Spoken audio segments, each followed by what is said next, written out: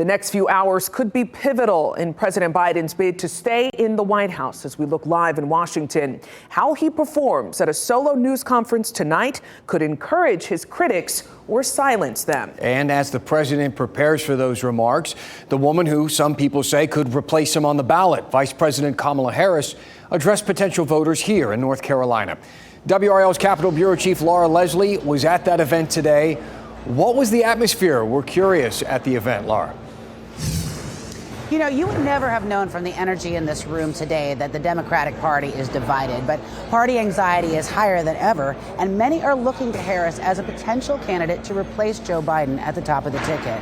The debate among Democrats is at fever pitch today after the New York Times ran an op-ed by actor George Clooney calling on Biden not to run for re-election.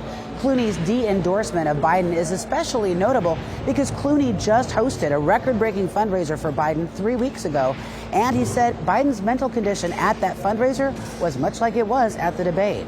Our party leaders need to stop telling us that 51 million people didn't see what we just saw, Clooney wrote. Now, as sitting vice president, Harris would be the most likely successor on the ticket.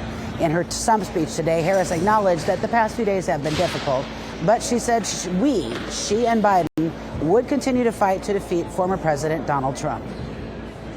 We always knew this election would be tough, and the past few days have been a reminder that running for President of the United States is never easy, nor should it be.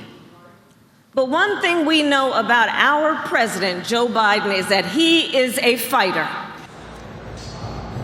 President Biden, as you mentioned, is scheduled to hold that press conference tonight on live TV. The stakes for that appearance could not possibly be higher at this point. In the meantime, North Carolina Republicans seem to be pivoting to attack Kamala Harris as much or more as Biden. On a call this morning with reporters, Republican congressional candidate Addison McDowell said that he blamed both of them for the immigration crisis at the southern border. It is very clear Kamala Harris is unfit to be president or vice president, McDowell said.